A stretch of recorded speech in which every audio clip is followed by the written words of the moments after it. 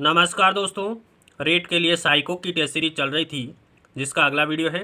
देखिए आज की वीडियो का पहला प्रश्न सुमेलित कीजिए। एक तरफ मनोवैज्ञानिक और दूसरी तरफ उनके सिद्धांत दिए गए हैं। तो गिलफोर्ड के द्वारा त्रिविमीय सिद्धांत दिया गया है। गिलफोर्ड ने कौन सा सिद्धांत दिया? तो त्रिविमीय सिद्धांत दिया था। स्पीयरमैन के द्वारा बुद्धि का द्विखंड सिद्धांत दिया गया है। स्पीयरमैन ने बुद्धि का एक खंड और द्विखंड सिद्धांत दिया था। थारनडाइक ने बुद्धि का बहुखंड सिद्धांत दिया था। बहुबुद्धि का सिद्धांत तो किसके द्वारा दिया गया? हार्वर्ड गार्डनर के द्वारा दिया गया, लेकिन यहाँ पर ऑप्शन के हिसाब से हमें राइट करना पड़ेगा। तो बहुबुद्धि का सिद्धांत गार्डनर के द्वारा दिया गया, जबकि बहुखंड बुद्धि का सिद्धांत है वो थारनडाइक के द्वारा दिया गया था। थ्रस्टन ने समूह खंड का सिद्धांत दिया था। थ्रस्टन ने बुद्धि का समूह खंड का सिद्धांत दिया था। तो 4, 1, 2, 3 के रूप में सही हो रहा है। तो 41, 23 ऑप्शन 3 यहाँ पर करेक्ट आंसर हो जाएगा। अगला प्रश्न देखते हैं, निम्न में से बालक की कौन सी प्रक्रिया मनोगत्यात्मक नहीं है? कौन सी प्रक्रिया मनोगत्यात्मक नहीं है? तो देखिए लिखना तो मनोगत्यात्मक है, गेंद फेंकना भी है, खेलना भी है, लेकिन सोचना है यह प्रक्रिया मनोगत्यात्मक नहीं है। तो ऑप्शन 2 यहाँ पर राइट आंसर हो जाएगा। पियाजे द्वारा प्रतिपादित बालक के संज्ञानात्मक विकास के सिद्धांत में 7 से 11 वर्ष की अवस्था को क्या कहा? तो ये कहा गया मूर्त सक्रियात्मक अवस्था। पियाजे द्वारा प्रतिपादित बालक के संज्ञानात्मक विकास के सिद्धांत में 7 से 12 वर्ष की अवस्था को जीन पियाजे ने मूर्त सक्रियात्मक अवस्था कहा है। कौन सा कथन समावेशन का सटीक वर्णन करता है? कौन सा कथन है जो समावेशन का सटीक वर्णन करता है? तो यह एक दर्शन है। समावेशन क्या है? एक दर्शन है कि सभी बच्चों को नियमित विद्यालय प्रणाली में समान शिक्षा प्राप्त करने का अधिकार है। जब बच्चे प्राप्त की गई सूचनाओं की व्याख्या करने के लिए अपने अनुभवों के आधार पर सोचते हैं तो उसे कहा जाता है मूर्त सोच कहते हैं। जब बच्चे प्राप्त की गई सूचनाओं की व्याख्या करने के लिए अपने अनुभवों के आधार पर सोचते हैं उसे मूर्त सोच कहा जाता है। शिक्षा मनोविज्ञान मनोविज्ञान की वह शाखा है जो शिक्षण एवं सीखने से संबंधित है। यह कथन किसके द्वारा दिया गया है? तो सिम्पसन के द्वारा दिया गया है। शिक्षा मनोविज्ञान मनोविज्ञान की वह शाखा है जो शिक्षण एवं सीखने से संबंधित है। यह कथन सिम्पसन का है। व्यवहारवाद का जन्मदाता कौन है? तो वाटसन है। व्यवहारवाद का जन्मदाता कौन है? वाटसन है।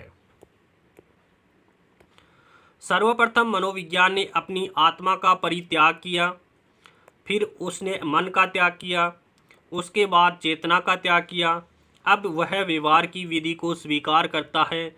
यह कथन किसके द्वारा दिया गया है? तो ये कथन वुडवर्थ के द्वारा दिया गया है। शिक्षा मनोविज्ञान व्यक्ति के जन्म से लेकर वृद्धावस्था तक सीखने संबंधी अनुभवों का वर्णन और व्याख्या करता है। यह परिभाषा किसके द्वारा दी गई है? क्रो एंड क्रो के द्वारा दी गई है। शिक्षा मनोविज्ञान व्यक्ति के जन्म से लेकर वृद्धावस्था तक सीखने संबंधी अनुभवों का वर्णन और व्याख्या करता है। यह परिभाषा क्रो एंड क्रो के द्वारा दी गई है। शिक्षा मनोविज्ञान वैज्ञानिक विधि से प्राप्त किए जाने वाली मानव प्रतिक्रियाओं के उन सिद्धांतों के प्रयोग को प्रस्तुत करता है जो शिक्षण और अधिगम को प्रभावित करते हैं। यह कथन किसका है? तो यह कथन एलिस करो का है। शिक्षा मनोविज्ञान वैज्ञानिक विधि से प्राप्त किए जाने वाली मानव प्रतिक्रियाओं के उन सिद्धांतों के प्रयोग को प्रस्तुत करता है जो शिक्षण और अधिगम को प्रभावित करते हैं। यह कथन एलिस करो का है।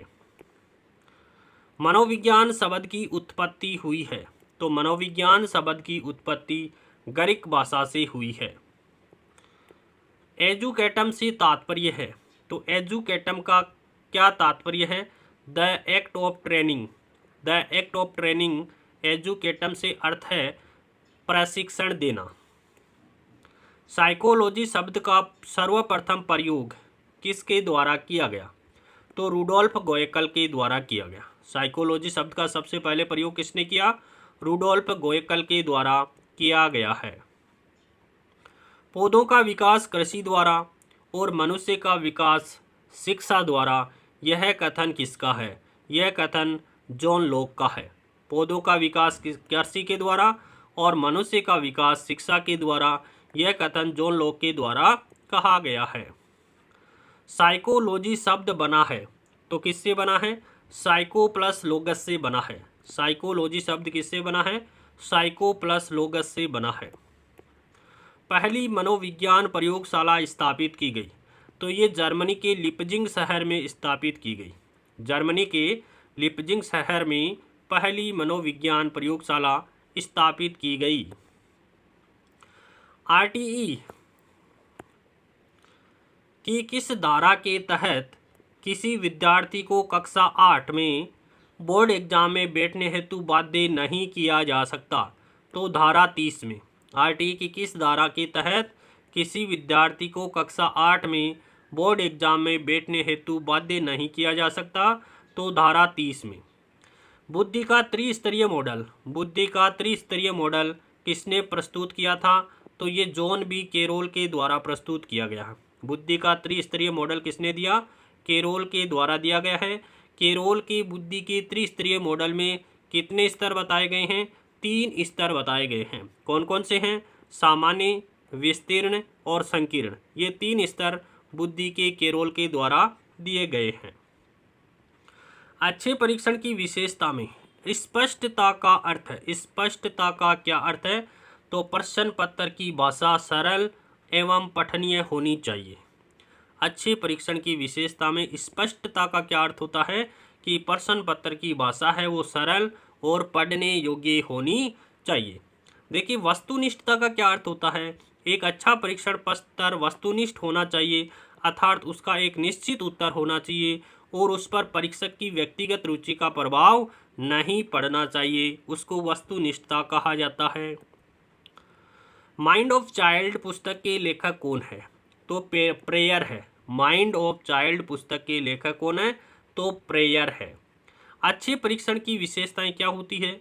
वस्तुनिष्ठता होती है, विश्वसनीयता होती है, वैधता होती है, विभेदकारिता होती है, व्यापकता होती है, स्पष्टता होती है।